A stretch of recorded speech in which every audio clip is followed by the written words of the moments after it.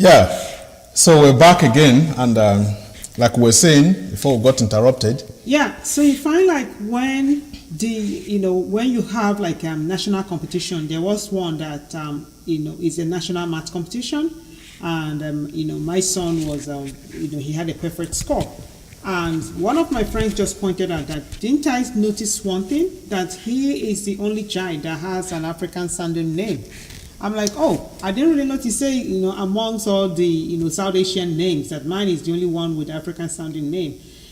Things like that, like, actually got me thinking, because I know we have this saying, we know the carry last where we come from, So it's not for lack of having kids that can excel or that have the ability. The ability is there, but the question is, why are we not taking that advantage and exposing them? I always joke with my son that, look, when the Nigerians or when these Africans say that when they come in, they will take over, because they are hustlers. They can walk, and all you need to tell them is like, do this, and you get to the top of the of what is it? You win all the awards. You just see them. So I honestly don't know what is going on, but I think that we should.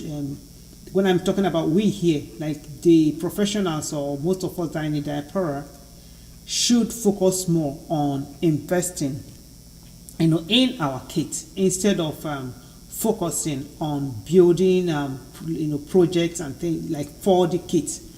Most of these kids, again and again, have shown that they are not willing to go back to Nigeria. Even if they're going to Nigeria, they're not going to go there to live.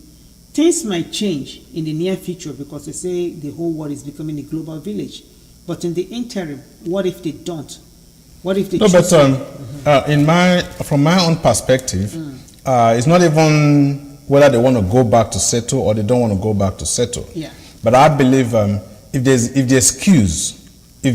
excuse why most people are not able to provide their kids with the best education is the fact that the finances are not enough. Yeah.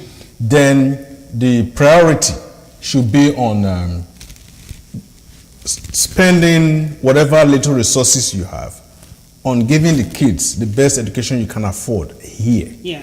Instead of splitting that amount, you give them bare minimum education here, then you are busy building mansions back home. If you can afford it, build your mansion back home and still make sure the kids have the best education here. Then I don't have any questions as far as that is concerned. But my concern is when the resources are really limited and you have to make a choice. Why choose to go build houses back home instead of and you still tell me that the kids will inherit the house anyway? Why choose to do it that way instead of giving them something that they can at least use to build on themselves? So I believe invest that fund in the kid now.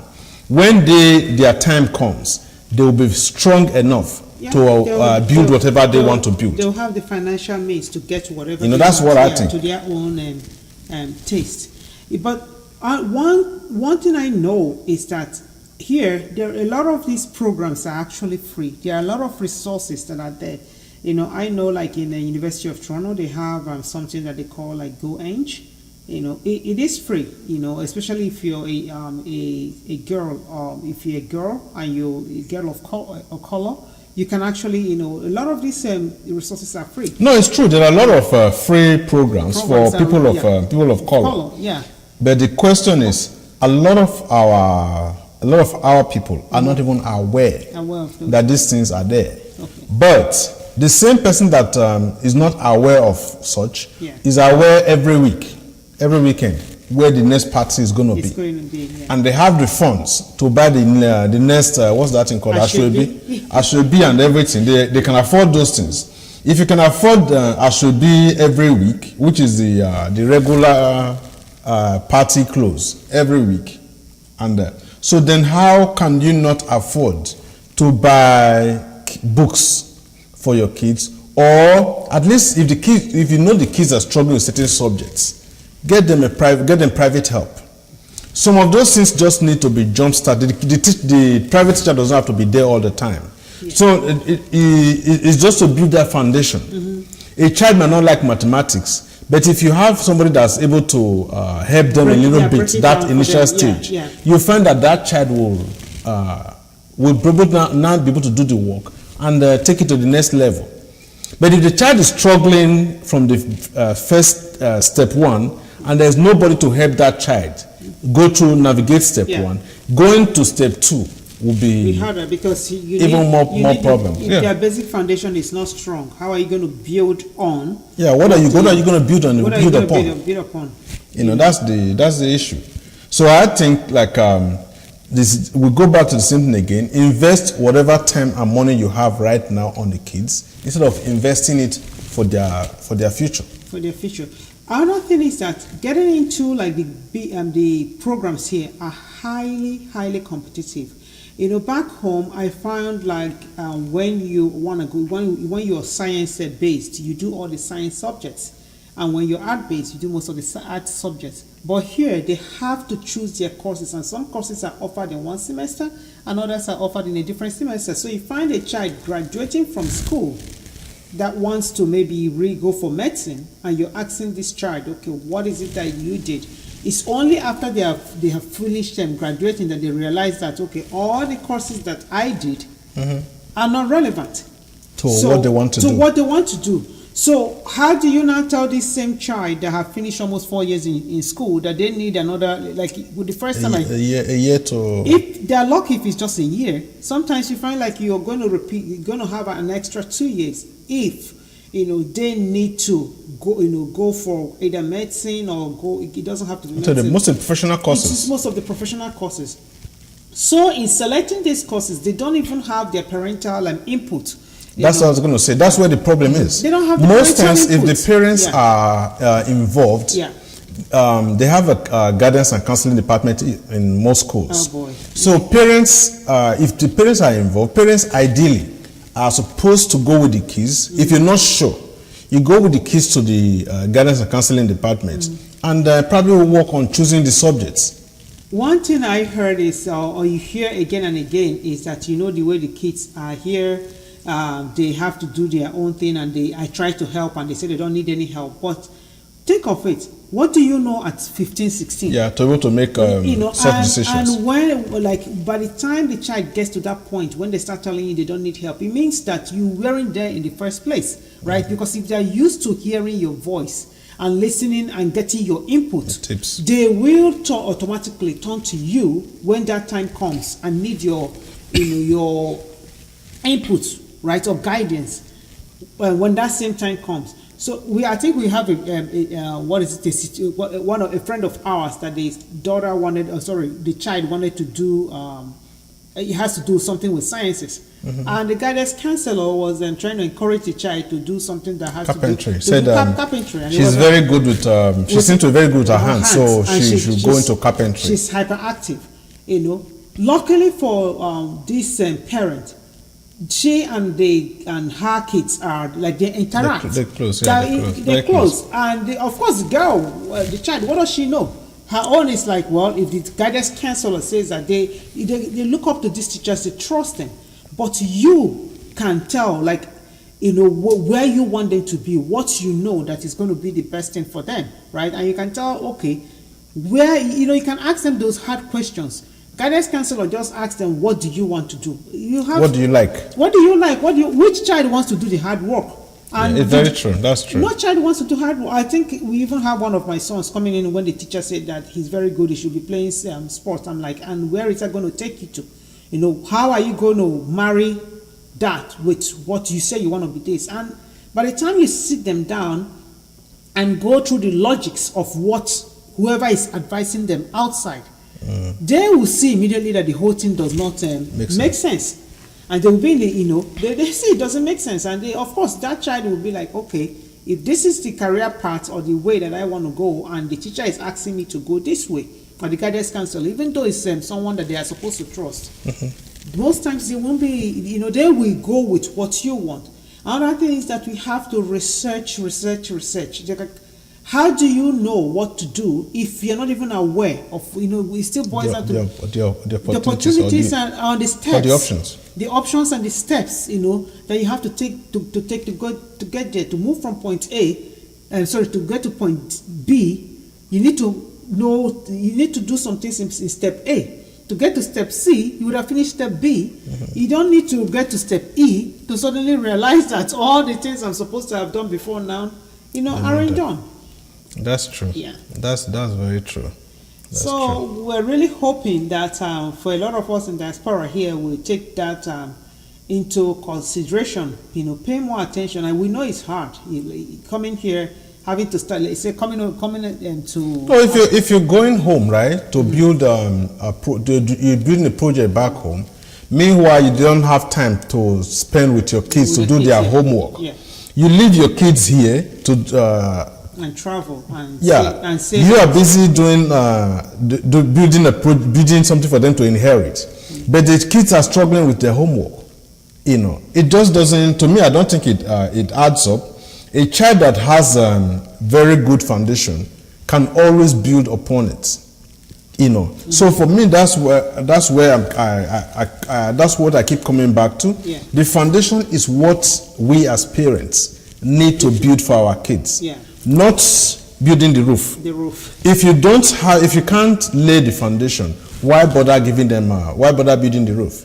The house that you're building for them to inherit 20 years from now, or 30 years from now, who tells you that that is what will still be invoked tomorrow? And that's the thing, maybe by the time when they have that money, they are the next Bill Gates. Of course, they will not want to stay there. They don't want to stay there. They won't want to stay there. The house your parents built in this thing, is that where you're living today? No, but that's so. Of course, it's a plus. Yeah. Because you probably still have something coming from there, but it shouldn't be priority.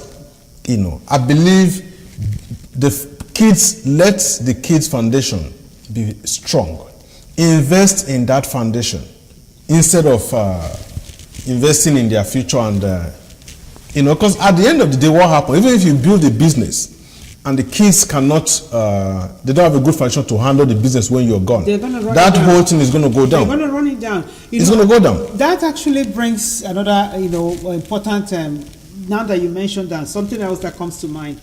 There is something that you see here again and again. You're going to find that the millionaires and the billionaires, all their kids start in their company, and by the the entry level position. You're not allowed to start as vice president of this or vice president of that. Almost all the millionaires have their kids starting at the entry level position, because the logic is that how is that child going to manage a company? How will they know when something is going bad if they have not done it before? And it's not necessarily something you're going to teach. You gotta say, it's experience. It's all about experience. It's all about experience. Yeah. So most of their summer jobs are done in their parents' company, and it's not to go sit behind their daddy in the daddy's chair. No, and watch TV. No, you go down there. If the entry level position, I think it was even someone mentioned that the father is a real estate, and they are the ones that will go from house to house when they are moving and clean up all the houses. We even have another friend of ours that the father runs had like very big grocery store. Yeah. And he said like the father would be like, why am I paying all these people when to do the job when you guys are home? What you guys go do it?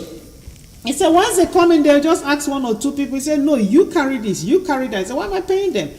Now that their father is late, they can comfortably take the business to the next level. And you cannot come and be telling that person that, telling the child that, this can be done or that can be done. The child will tell you, what do you mean? I did that already. So I already know whether it can be done or if it can be done, right? So they already know the in and out of that business, and they now know how to take it to the next level, just like you said. Of course, of course. So for me, I think it's very important. It's not just building this foundation. Also, integrate the kids into your business if you're doing one. That way,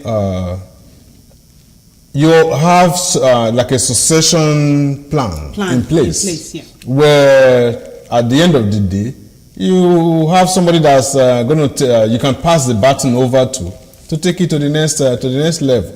If you raise your kids with this whole, no, they're not supposed to do anything. Wow. When the time comes, they run that whole thing down because they don't have an SP. They don't know how it's run anyway.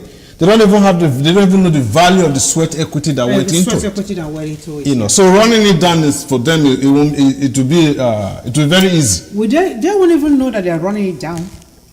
True. You need to know what you're doing, to know what is not working, and to know how to tweak it to make it work.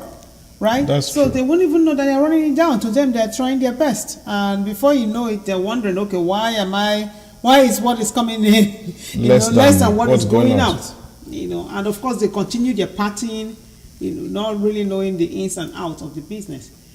So once again, it's well, thank you, ladies and gentlemen. It's nice talking to each and every one of you, and we hope that from this little take that you will be investing in your kids and not for your kids. It's nice hearing it, talking to each and every one of you. Yeah, we look forward to comments. We'll appreciate them. Questions, put them in the comment section. We'll answer them to the best of our ability. Keep sharing our videos. Yeah, please we appreciate it. Share if you're yet to subscribe, go ahead and hit the subscribe button. And tell us what we are doing well. As well, tell us what we're doing right and what we're doing wrong. What we're doing wrong. We need to learn from mistakes. Yeah, we'll learn. We are still growing. We are still learning. You can see we have, this. What is the headphone? We have other ones. So thank you, ladies and gentlemen. We'll see you next week. Thank you.